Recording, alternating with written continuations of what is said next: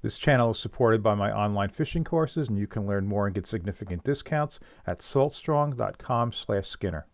I'll have links to all of the gear in the video description, and if you like this video, please hit the like button. And if you're not already a subscriber, please subscribe. All right, just getting started here on what's going to turn out to be an incredible trip. So this is October, opening day of Blackfish season. And primarily this was going to be a Blackfish trip, but this time of year there's so many other species going by.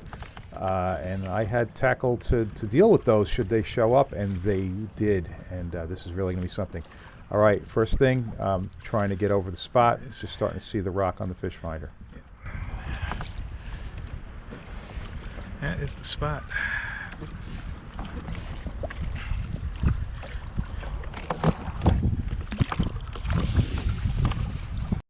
Okay, anchored on the spot. Got dead crabs. Oh well, they'll work. They're not rotten, they're just dead. Alright, I also have Asian crabs, and half of those are dead too. I am not going to use any live crabs on this trip. So yeah, what happened? I had like, I guess I packed the bucket too much and had it in the water in the marina, and I don't know, the crabs died. They were only in there 2 days, but it's going to work out. So yeah, like I said, there's going to be a lot going on in this video, so this is going to be sort of like the Blackfish highlights, but yeah, here we go.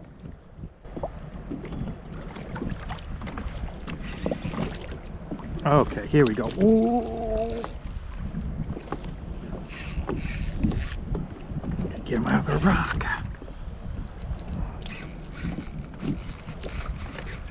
Oh, he's in the rock. He's out of the rock.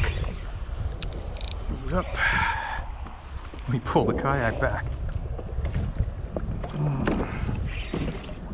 This is going to be a good one.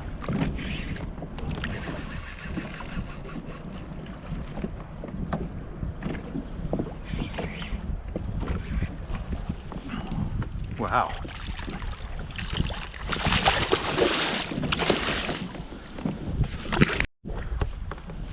First fish in the new net.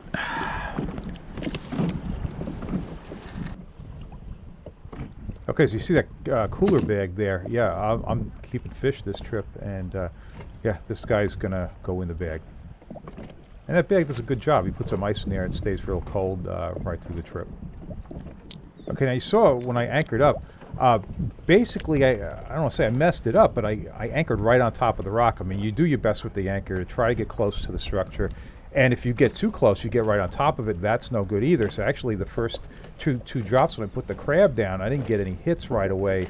And this should be lock and load. You get next to the rock, you put down, there should be a fish there, just like that. So what I had to do is I extended the anchor line a little bit, dropped back maybe 10 feet, and yeah, fishing's great.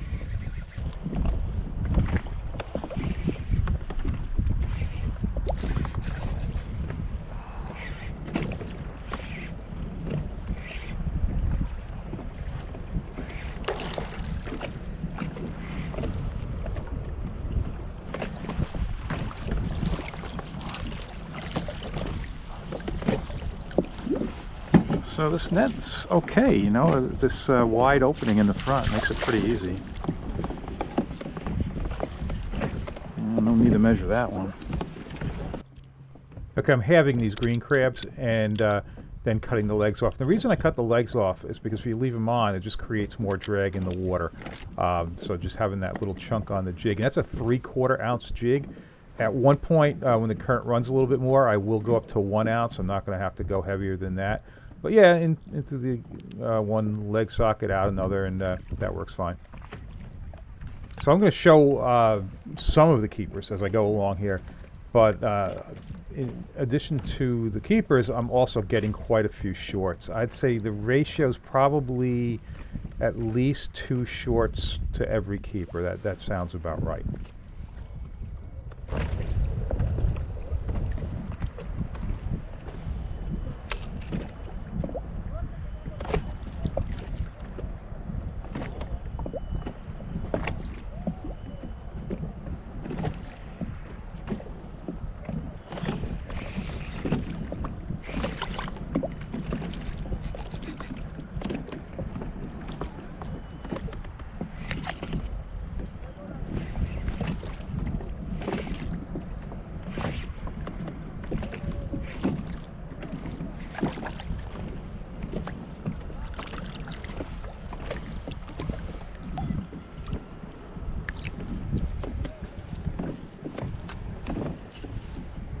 Okay, the limit in this part of New York, this is Long Island Sound, is 16 inches, 3 fish. So I'm going to give this guy a measure. I'm quite sure it's good, but I definitely want to make sure.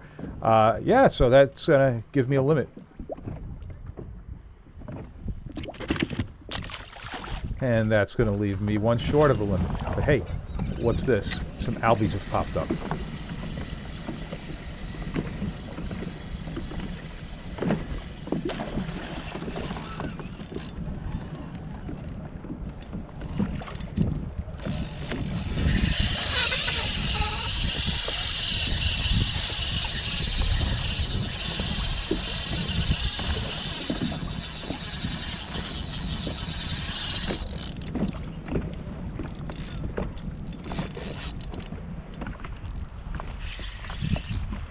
We interrupt this Blackfish trip for some Albies.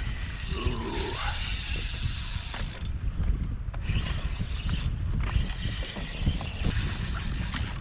So the Albies have not been very numerous in the Sound. I brought this one rod, one lure, and wow, they came up, I hooked up. This is my first Albie hookup of the season. They just have not been on the beach.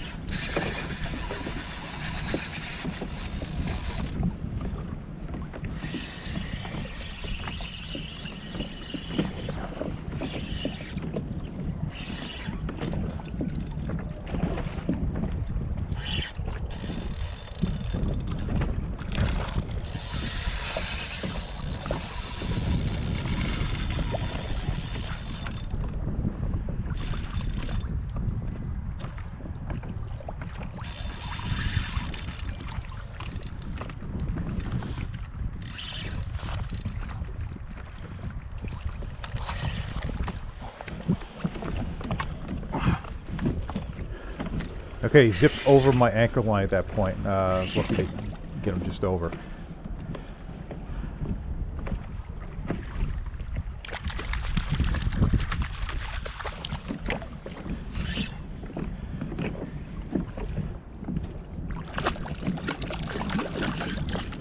Yeah, normally I wouldn't net an Albie, but the thought was here is that I've got so much stuff in the cockpit, I don't want it thrashing all over, and I thought I could control things a little better this way. Yeah. Good enough. You can come off now. Thank you. Perfect. Okay, back to Blackfish.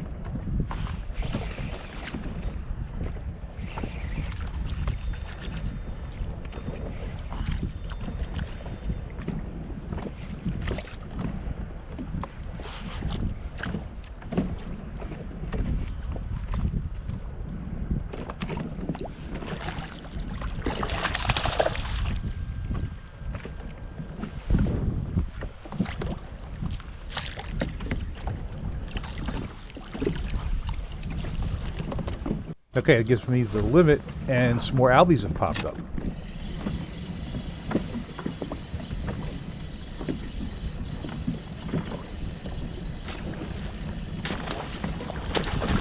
Oh!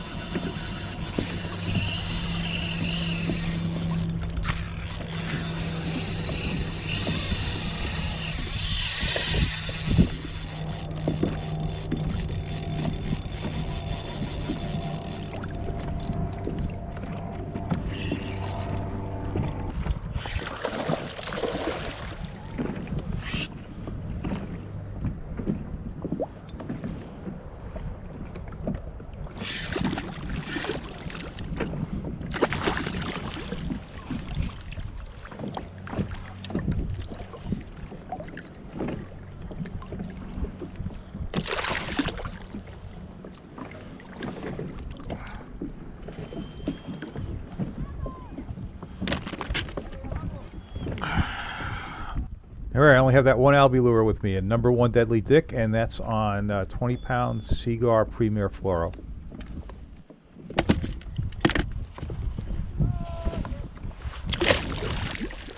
God. And back to Blackfish.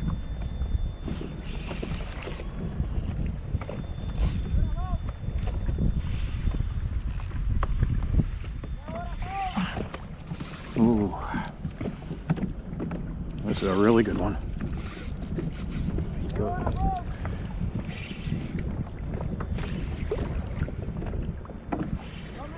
Ooh. Wow.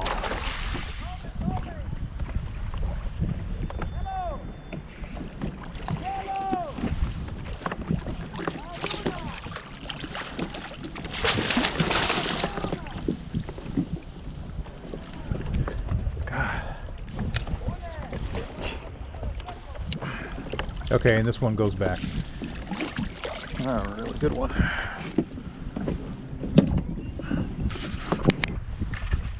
Oh. Oh, come on. I just saw an Albie porpoise. One, just one. If there's one, there's more.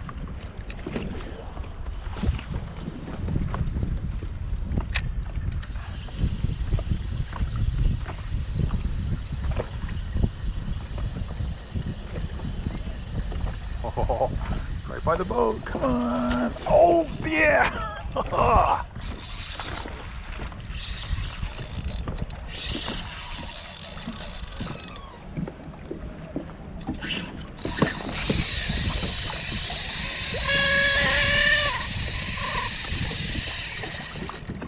So,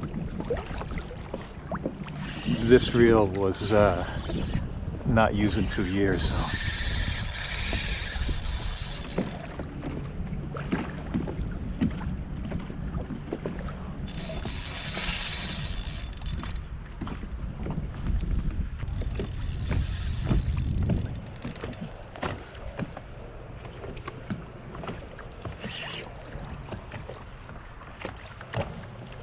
I gotta watch it and get on the anchor line. Oh, he stays up. Oh, the anchor line's got a really steep angle on it. So he went right over it.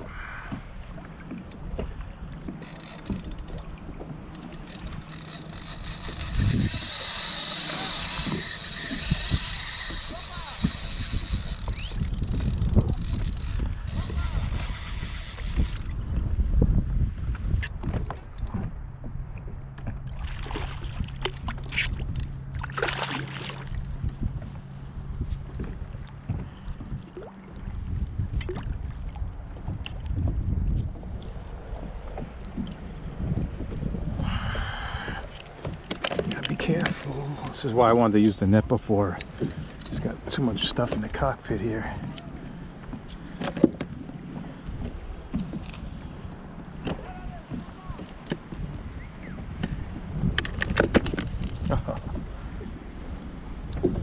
Ready? Go.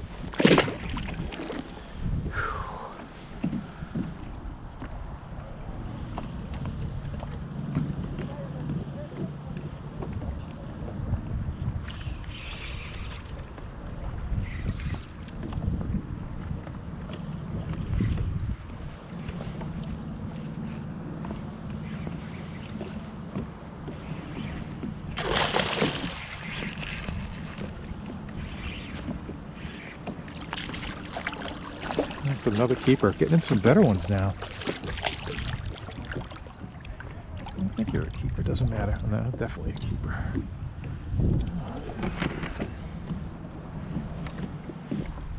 So I think I'll just keep catching blackfish until some Albies come by.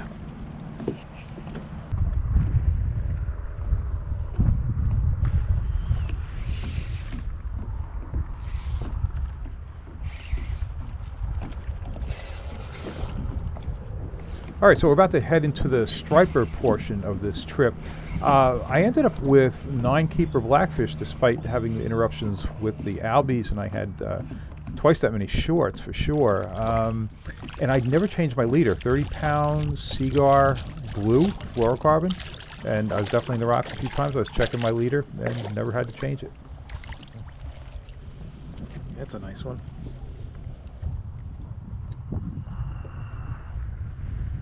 Hey, my pedal drive is quiet again and have been squeaking since Florida. Silicone Teflon spray. It was recommended by 3 Bells. I'll put a link in the video description. All right, after catching some more blackfish, some birds came up and saw some fish on top. I decided to switch over. Hey, on my fish finder there, right-hand side of the screen, I've got a new Coastmaster chart for Humminbird. It's really nice, high-resolution contour lines and everything. So, yeah, it's nice for finding the blackfish spots. Okay, here we go. You know, when I saw some fish come up, I definitely saw some Albies, but this school looks just a little bit different.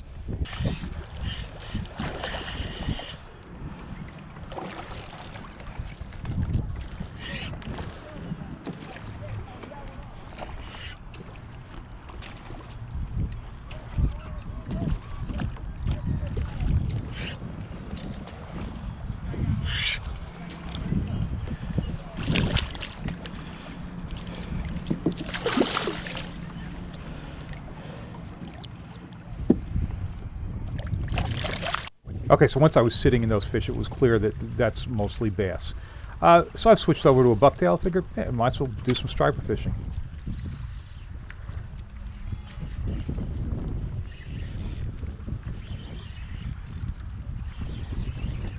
Okay, so while it's true that I threw in and hooked up pretty easily, yeah, there were times that they really didn't want to hit, even though they were thick. They're on very tiny bay anchovies, and boy, especially when they're balled up, sometimes they just swim through with their mouths open, and that's what they're doing.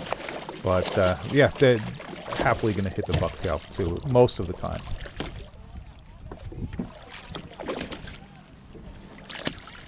All right, now here's where it's going to start getting surprising.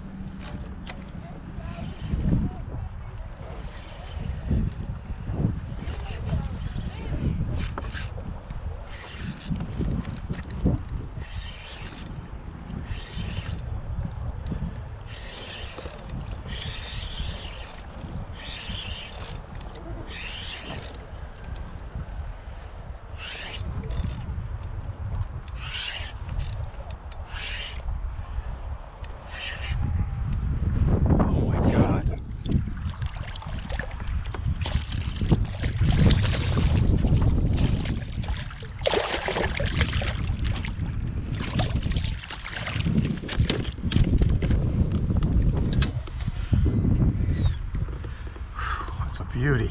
Okay, so that was a real surprise. That one definitely had to come off the bottom a little bit. That's a beautiful sea bass. And yeah, that's going to join the blackfish in the cooler bag.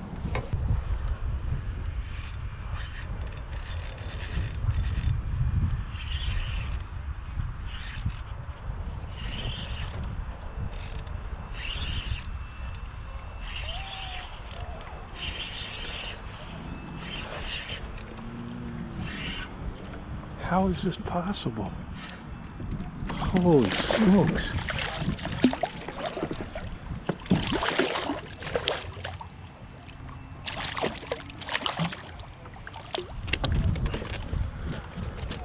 Boy, so yeah, I'm going to take a mark there. That must be a good sea bass spot. I want to keep that. Yeah, and I am bleeding these things before getting them onto ice, and I see I'm also getting the blood on my pants, so I'm going to get the test. So these are Bimini Bay pants, and they have something called blood guards the first time I'm wearing them, so I'm going to get a good test to see whether that blood actually comes out of those things.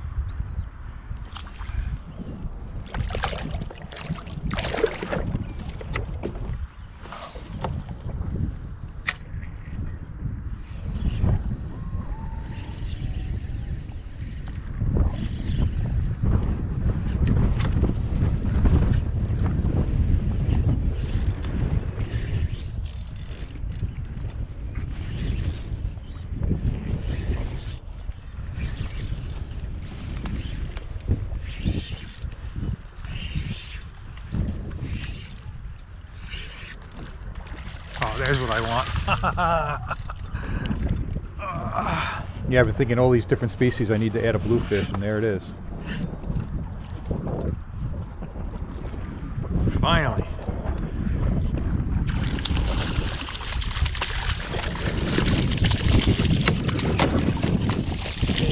Shake off.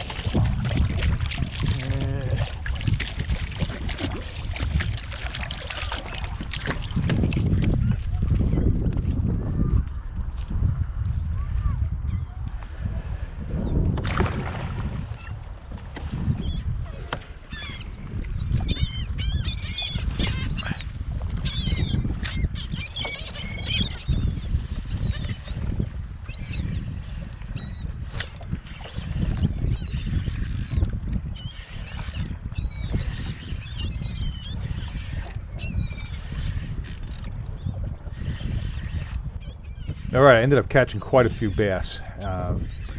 Yes, it was just an incredible trip. It was actually a hard video to edit because there was so much stuff, and the video can only go so long. So, all right, well, I hope you enjoyed this video, and if you did, please hit the like button. If you're not already a subscriber, please subscribe. Thanks for watching.